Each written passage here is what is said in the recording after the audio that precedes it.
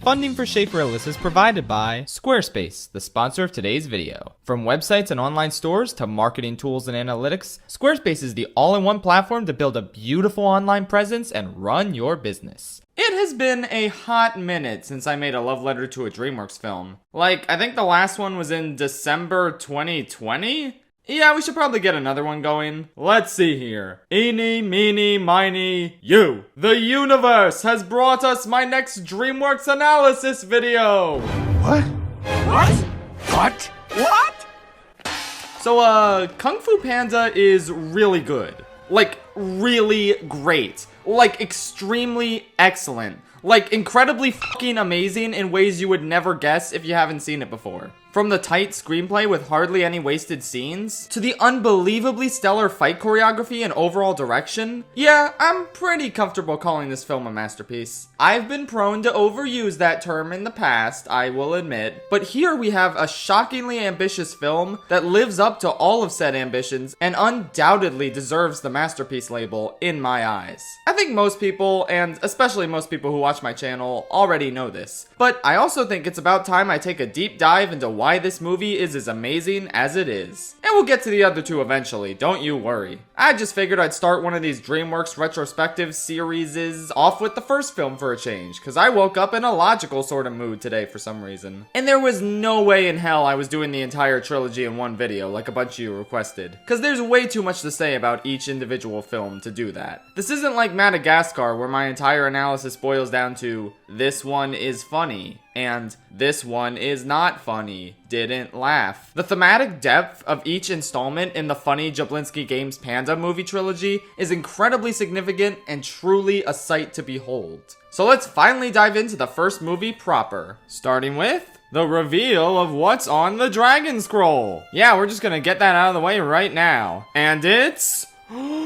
Squarespace! So that's the secret ingredient to building an amazing website. Who knew? Yeah, let me talk about Squarespace some more now, and then we will get to funny panda moments. Squarespace is a fantastic, intuitive, online website builder that allows you to create beautiful websites for your business or personal hobby. Present your work using Squarespace's professional portfolio designs. Display projects in customizable galleries and add password-protected pages to share private works with clients. You can even present your videos from YouTube, Vimeo, and Animoto on your Squarespace site. Add an image overlay to your video to improve your website's load speed by waiting to embed video players until playback starts. Every design automatically includes a unique mobile presence that matches the overall style of your website, so your content will look great on every device, every time. And if you don't want that, you can always disable the mobile view from Website Manager. Buying a domain from Squarespace is so simple because there are no hidden fees or price hikes. Each domain comes with an ad-free parking page and free WHOIS privacy on eligible domains. Squarespace sells over 200 top-level domains, so you can find the perfect name for your website. Choose a URL that ends in .com, .net, .org, or you can always get a more specific one like .art if you want to be fancy. If you're ready to share your passions or promote your business with the rest of the world, head to squarespace.com for a free trial. And when you're ready to launch, go to squarespace.com/Schaeferless to save 10% off your first purchase of a website or domain. Okay, now back to the movie. Our first topic of discussion is...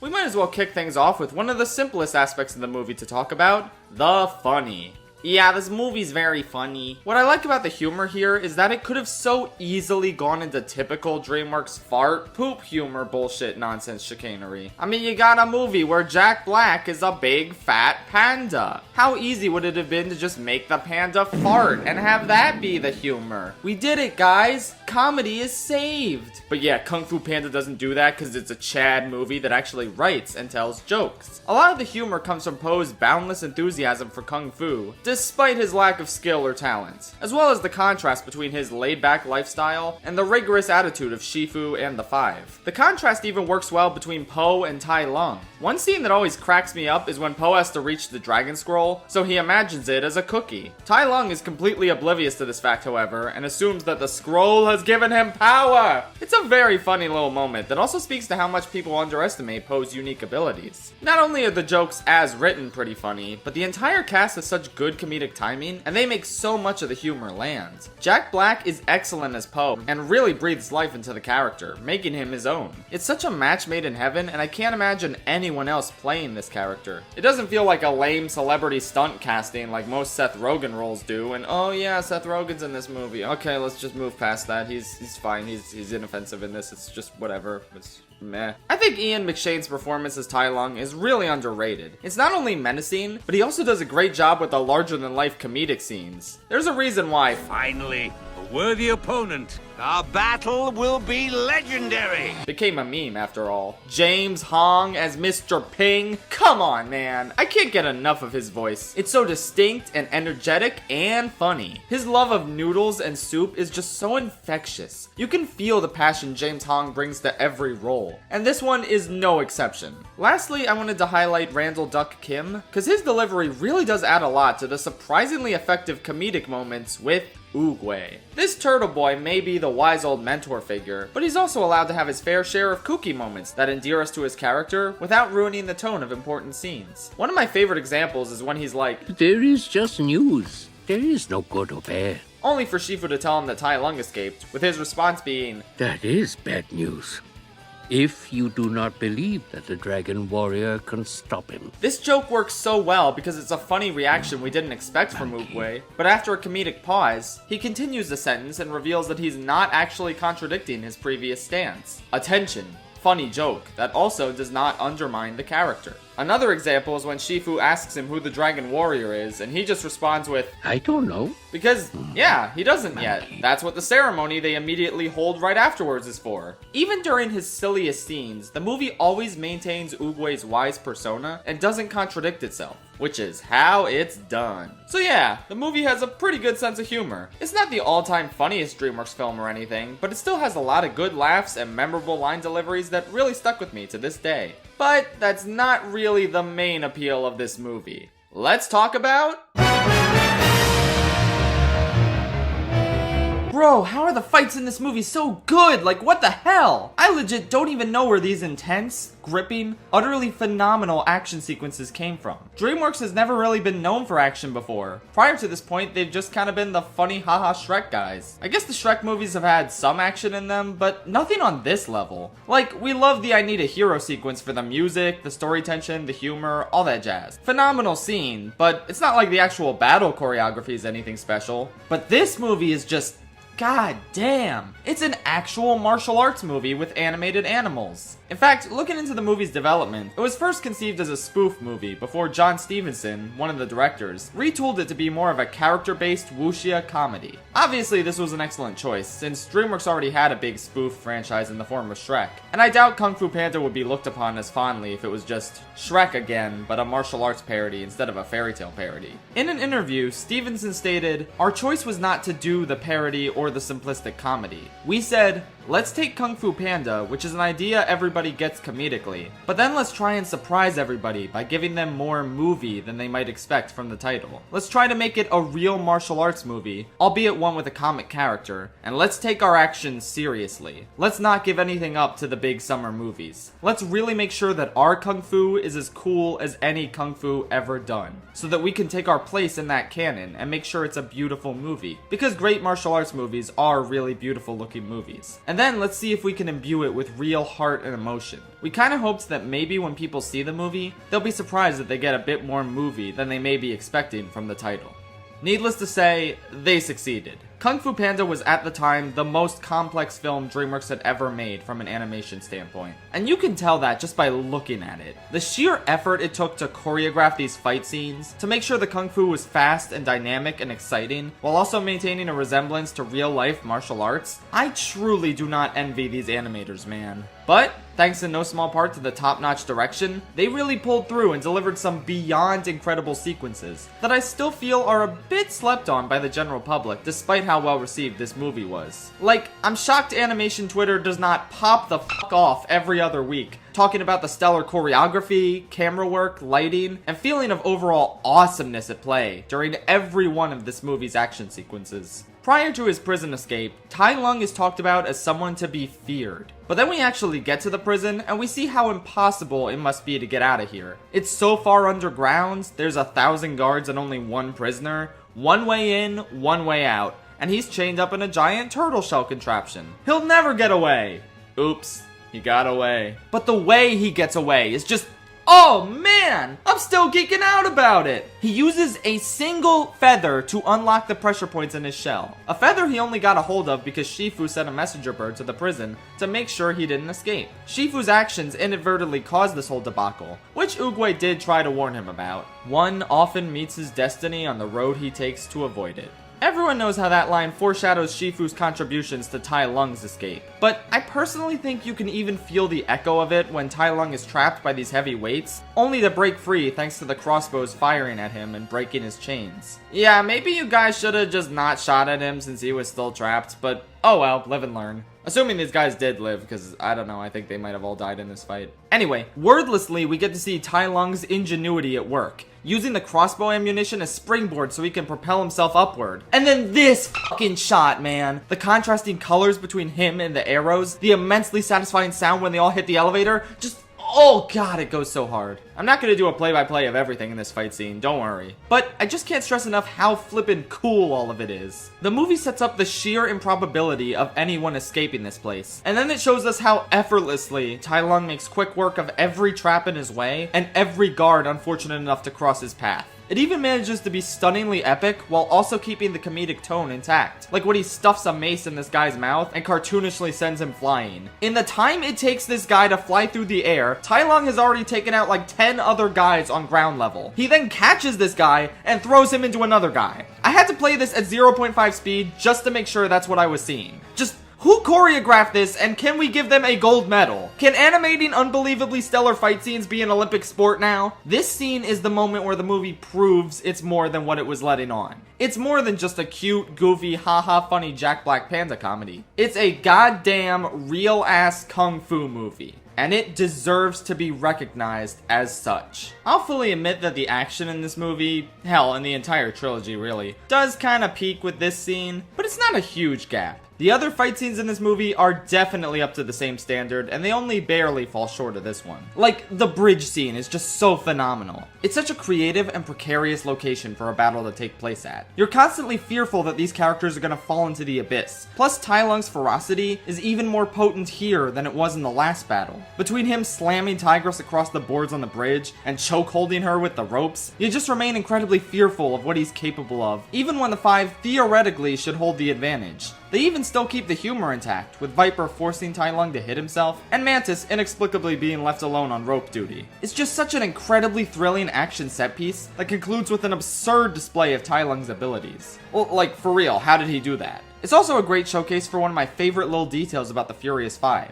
The fact that they're all based on real-life martial arts techniques, meaning the animal they are actually informs their fighting style. It's just so cool, man. Oh my god. They're so cool, they're so cool, they're so cool! As for the next major fight in the film, Shifu versus Tai Lung, we'll talk about that one later, since it's less about the stellar action and more about the amazing character drama the confrontation delivers. But for now, let's move on to that final confrontation between Po and Thailand.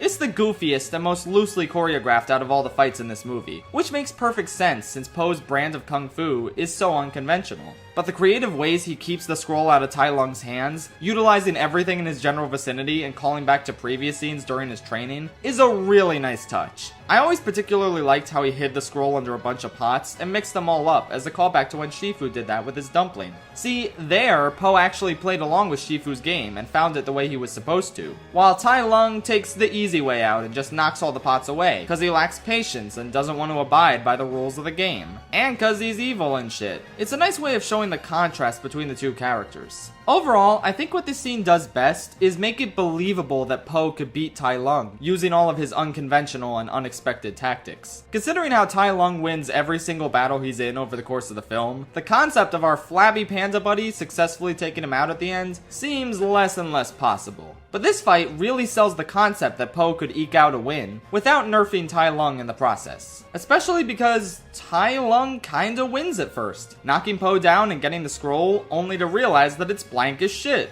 Knowing that the limitless power he hoped to acquire all his life was a lie, he's probably not in the best mental state during this final confrontation, and Po can easily take advantage of his blind rage. It's ultimately a very effective final confrontation that trades in some of the more visceral action from earlier in exchange for a wonderful expression of what makes Po special. Speaking of Po and his specialness, I'd like to talk about him and his wonderful journey over the course of the movie, because he has a little something called imposter syndrome. I sense the dragon warrior is among us.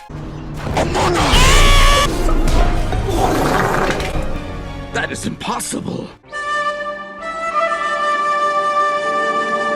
I touched upon this briefly in my Shrek 2 analysis from many years ago, but one of the central themes of Kung Fu Panda is that of imposter syndrome. You know, it's funny, I didn't actually know there was a name for imposter syndrome back when I wrote the Shrek 2 script, despite having it all my life. And in a post-Amogus world, I wish I didn't know the name for it and could live in blissful ignorance. But that time has passed. Anyway, while I do think imposter syndrome was handled in a slightly more compelling way in Shrek 2, Kung Fu Panda's depiction of it is still really strong. Po pretty much experiences the textbook definition of it. After Oogway chooses him to be the Dragon Warrior seemingly by accident, he's suddenly thrust into a prominent position, surrounded by people he perceives as being much more capable and deserving of his title. But Po's strength as a character is his unbridled enthusiasm and optimism. He doesn't initially doubt he can be the Dragon Warrior, he just assumes that first Shifu needs to train him to fill that role. And so he refuses to quit, taking beating after beating, but still staying for more because he believes he can do it. Initially, he's pushing through the imposter syndrome, but that doesn't mean it isn't still there.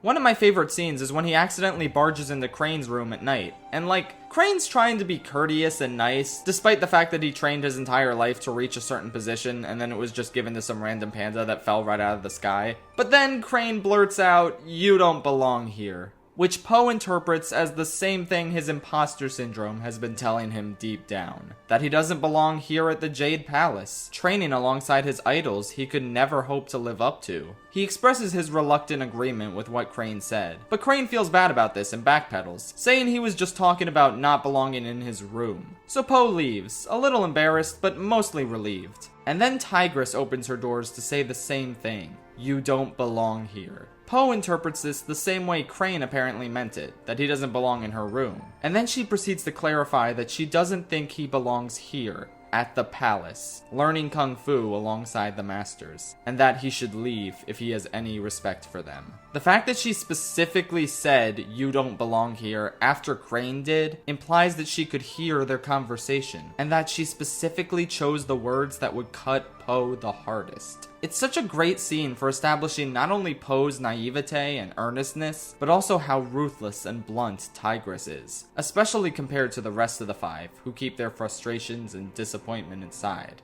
While we're on the subject, I just like how the five are written in general, and how distinct all their positions are on Po. They're admittedly not the most fleshed out in this first movie, or any of the other movies honestly, but they all express differing opinions on Po through their dialogue. Tigress is incredibly frustrated with him and isn't afraid to share that fact. Mantis and Monkey aren't afraid to crack jokes at his expense, and Viper and Crane are more compassionate and concerned about his well-being. There's also some solid growth where we get to see them gradually warm up to him over time. But we're not there yet. Right now, Po has been thoroughly ratioed by Tigress, and his imposter syndrome is taking over. He tells Oogway about how much he sucked today and how much the five hate him, and how he thinks he should just quit and go back to making noodles. But Oogway comes in clutch with the sage wisdom he's known for, essentially telling him to put this day behind him and keep moving forward.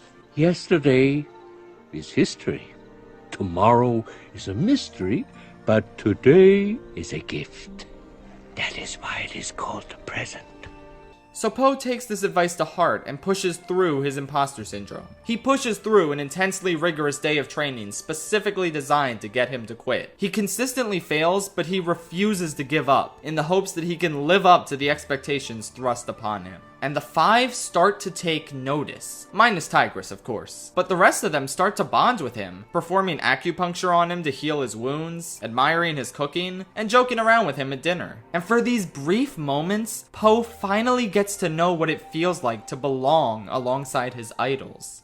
But it doesn't last. Word comes in that Tai Lung has broken out of prison and is on his way. And Po doesn't take this news well.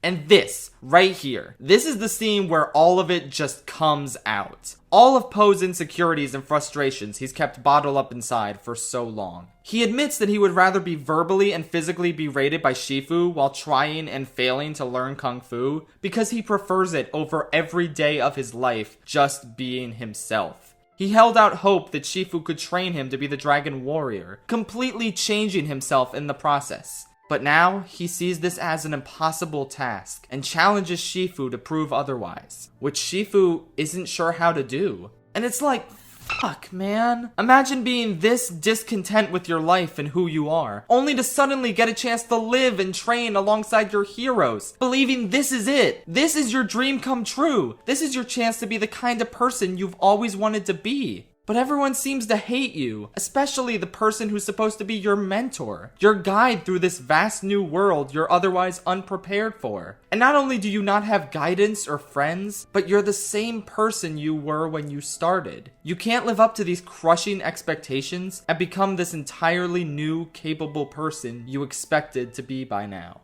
It's honestly soul-crushing, but it's what Po has to go through.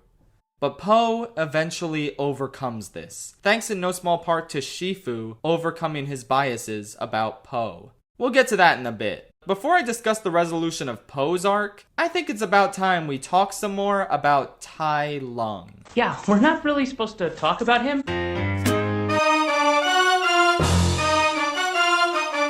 Tai Lung is, in my opinion, a far more fascinating antagonist than a lot of people give him credit for. I actually slightly like him better than Lord Shen from the sequel. They're both surprisingly compelling villains, but I think the sheer ferocity of Tai Lung, on top of his super dramatic story, is what puts him over the edge for me. Like I said before, his fight scenes are phenomenal, and we got a sense of how animalistic and powerful he is in the prison break scene, since he manages to pull off all of these feats without speaking a single word. He's like the Kung Fu Panda version of Darth Maul, giving us an intense, silent action scene first, on top of rich, dramatic characterization later on. The only difference is we get both of these in the span of one movie, rather than it being in one movie and a TV show 10 years after the fact. So shortly after his prison break, we get to hear Tai Lung's backstory recounted to us by Tigress. She's essentially just using it to make Po feel worse about himself, so it has a purpose to the narrative, while also giving us, the audience, exposition.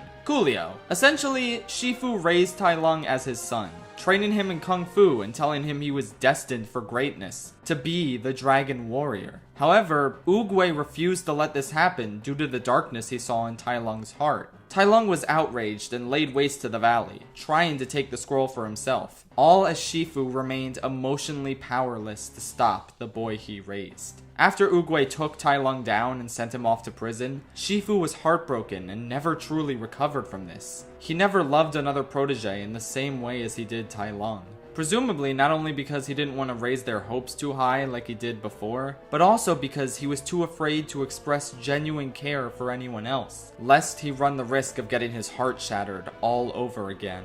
It's a fairly standard but incredibly well executed bit of backstory for both Tai Lung and Shifu. And more than anything else, it expertly sets up their inevitable confrontation towards the end of the film. This is without a doubt my favorite scene in the movie. Not just because it's a cool as shit fight scene, but because it's the perfect conclusion of both characters' storylines. Tai Lung calls his old master, his father figure, out for abandoning him and denying him the title of Dragon Warrior once Oogway said no. And even though he's not the true Dragon Warrior, he's not wrong in pointing out how messed up it is for Shifu to get his hopes up all those years. To train him until his bones cracked, only for him to find out that all of it was for nothing. The true tragedy of the character is that you can see exactly how Shifu made him this way. How his constant praise was translated into arrogance. How his insistence in Tai Lung's destiny as the Dragon Warrior resulted in a genuine betrayal when it turned out Shifu was wrong. The scars of Shifu's failure continued to haunt him for years, resulting in him never truly being able to love another of his proteges. He suffered, his future students suffered, but most of all, Tai Lung suffered. He sealed his fate by succumbing to his rage, but ultimately, it was Shifu's well-intentioned but deeply misguided kindling of Tai Lung's ego that caused him to turn out as evil as he did. It's why, after a verbal confrontation and a fight with incredible art direction and intensely dramatic shots, like seriously, why does this movie go so hard for real? We get this last moment between them, where Tai Lung mockingly demands to know how proud of him Shifu is. And Shifu solemnly expresses how proud he was, and how his pride blinded him from what he was turning Tai Lung into. The power in this scene derives from Shifu fully taking responsibility for ruining Tai Lung's life with empty promises, and finally telling Tai Lung he's sorry. And this one reaction shot of Tai Lung, this right here, that's the best shit in the whole film. It's the look of someone who, despite all the evil they've done, has nonetheless been genuinely touched by the apology. The acknowledgement of negligent wrongdoing that set them down this dark path that they never expected to receive.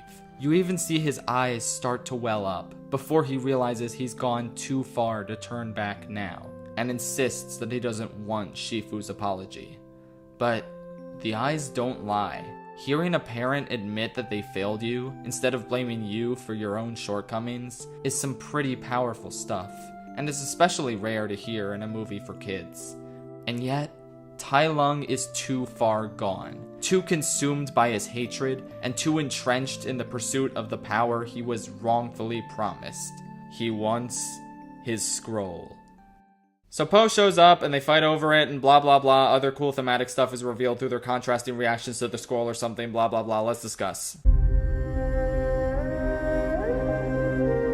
Now that we've covered Po and Tai Lung's journeys over the course of the film, it's time to bring it all home and compare their reactions to getting what they've always wanted. The source of limitless power, the Dragon Scroll. Okay, so before we get to that, there's a really good scene earlier in the movie with Oogway, which I know is kind of a redundant sentence because every single scene with Oogway is automatically really good, but it's the scene where Oogway tells Shifu that he needs to let go of the illusion of control. Shifu has tried in vain to train Po the usual way, to implement the same level of control that he had during the training of Tai Lung in the Furious 5. And it hasn't worked out. Bonk! But, through this clutch-ass peach tree metaphor, Oogway lets Shifu know that he needs to be patient. He can't make a peach tree blossom when it suits him, nor bear fruit before it's time. But Shifu's like, well actually, I can control where the fruit will fall and where I plant the seed, so you're wrong, plus ratio, plus you fell off. And Oogway's like, you silly head, that plant is always gonna be a peach. You may wish for an apple or an orange,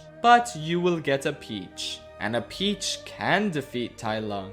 If you believe in it, you just gotta believe! Then Oogway dies, and the music is fucking phenomenal. Hans Zimmer and John Powell really pop the fuck off and contribute to one of the most beautiful moments in the entire trilogy. Everyone loves this scene, and I'd be remiss to not mention it at some point. After this, we get that scene where Po finally lets all his insecurities out to Shifu, and then the next day, we see Po accidentally performing some advanced kung fu maneuvers in order to get food. Except, there are no accidents. Are there? No. Shifu finally understands the meaning of Oogway's thrice-repeated message, and this is how it finally clicks for him that he can train Po by meeting the panda on his own wavelength and instructing him in a way he'll actually respond to. With food. God, I'm fucking hungry. It's almost like different people learn differently or something, and trying to standardize a method of learning will inevitably leave certain students behind. I am going to send the CEO of the American school system a DVD copy of Kung Fu Panda so they can see what a fucking idiot they are. Sorry, what was I saying? Oh yeah, this is the first indication of the potency of the movie's message, which essentially boils down to what makes you different makes you special. It's a pretty standard message on its own, but the way it's presented in this movie really does feel fresh and unique. Poe's distinct love of food, his round physique, and his boundless optimism against all odds all come in handy for him as he manages to beat his master in a kung fu dumpling battle. And then after winning the dumpling, he says he's not hungry. A subtle callback to Tigress saying the dragon warrior can survive for long periods of time without eating. Or maybe he just didn't want to eat the dumpling because it was bouncing around everywhere and it's probably really gross now. That's probably the reason. I'm trying to watch my calorie intake. Either way, we've seen Po go from complete embarrassing novice to someone who's actually pretty capable in the art of Kung Fu. All because Shifu adapted his training method to what worked best for Po, and what brought out Po's unique inner strengths. And after the 5 return home defeated, it becomes clear that in order to beat Tai Lung, it's time for Po to learn the secrets of the Dragon Scroll and become immortal! But upon opening it... What the fuck? Yep, this bitch empty. Yeet. Everyone is justifiably really confused and scared, since they all believe that Po is no match for Tai Lung without the sort of supernatural power they assumed the scroll would give him. And it's a perfectly reasonable assumption. Tai Lung seems utterly unstoppable, and if the Furious 5 couldn't beat him, how can Po do it without any special ability? So they evacuate the valley and Po returns home to Noodle Dad James Hong, who sees how upset Po is and tries to cheer him up by telling him the secret ingredient of his secret ingredient soup. And it's also nothing. There's no need for any sort of special sauce or secret ingredient, because to make something special, you just have to believe it's special. Like Oogway did when he selected Po and insisted it was no accident. Like Shifu did when he finally put his preconceived notions about Po aside and trained him in the way that brought out his special attributes. And now it's time for Po to come full circle, let go of his doubts, deny his imposter syndrome, and finally tell himself that yes, he does deserve the title of the Dragon Warrior. He stuck with his passion, he put in the work, and he earned the title that no one, not even he, thought he could live up to. If his dad can make plain old noodle soup taste unbelievably amazing, then why can't he, a big, fat panda, become the legendary Kung Fu master he always aspired to be? Wait, you motherfucker! So Po arrives to save Shifu and do battle with Tai Lung, keeping the Dragon Scroll out of his hands by utilizing the unconventional abilities that make him special. A perfect reflection of everything he's learned throughout his training process. Ultimately, however, Tai Lung knocks him down and finally seizes the scroll for himself, opening it up to once again reveal nothing. He's obviously shocked, but Po gently explains the scroll's meaning to him, how there's no secret ingredient, and that it's just him. And where Po found the power to believe in his own strength through this revelation, Tai Lung just can't do that. His entire life, he believed in the promise of greater power, some sort of ability the scroll would bestow upon him in order to make him truly unstoppable. His rejection of the true nature of the Dragon Scroll speaks to his inability to accept his true self and come to terms with who he truly is, as Po has. By pushing past his self-doubt and returning to fight Tai Lung without any quote-unquote mystical power in tow, Po proved himself to be the true Dragon Warrior. And by rejecting the scroll's message as it was explained by Po, Tai Lung proved that the title of Dragon Warrior is something he could never live up to. He instead relentlessly attacks Po, ultimately failing to defeat him due to a combination of Po's unique special attributes. He's too flabby for Tai Lung's nerve attacks to do any damage, something that was foreshadowed earlier when Mantis couldn't find his nerves while doing acupuncture. Po also uses his girth to knock Tai Lung around in unconventional ways, and ultimately finishes with the iconic whooshy finger hold, something he picked up the knowledge of through his insane levels of dedication and passion to the art of Kung Fu. Skadoosh indeed. I guess according to the third movie, all this did was send Tai Lung to the spirit realm, but I kinda like the 8 Years of Bliss where we thought Po literally just murdered Tai Lung. That's just me though. And the ending is so wholesome and rewarding. It's so great to hear the 5, most of whom belittled him over the course of the movie, finally showing their respect and calling him master. It's so great to see Shifu finally find inner peace, with the mistake he made with Tai Lung finally resolved now that he trains the true Dragon Warrior. There's even a cute, imaginative 2D credit sequence, with a similar art style to the opening dream sequence of the movie. And a post-credit scene?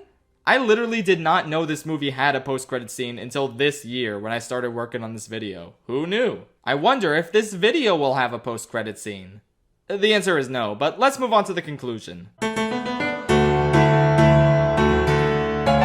Is it possible for a critically acclaimed blockbuster that spawned an entire franchise to be a bit underrated? Cause that's how I feel about Kung Fu Panda. It's obviously still talked about and still beloved by a ton of animation fans, but I feel like not enough people give credit to how artistically special it is under the surface of its goofy premise and silly jokes. It legitimately stands as one of the most impressive animated action films ever made. At the very least, it's definitely got the best action in DreamWorks' entire catalog, even outdoing its 2 sequels in this department. It also offers compelling character drama for both its hero and villain, wonderful music, excellent art direction, good humor, just pretty much everything you could ever want in a movie. I'm sure you've already seen it before, but maybe give it a rewatch because it holds up exceptionally well, and I would love to see more people discuss its dramatic strengths. Speaking of dramatic strengths, you better believe I'm going to talk about Kung Fu Panda 2 sooner or later. That's a movie I absolutely have no trouble calling underrated, so stay tuned for that.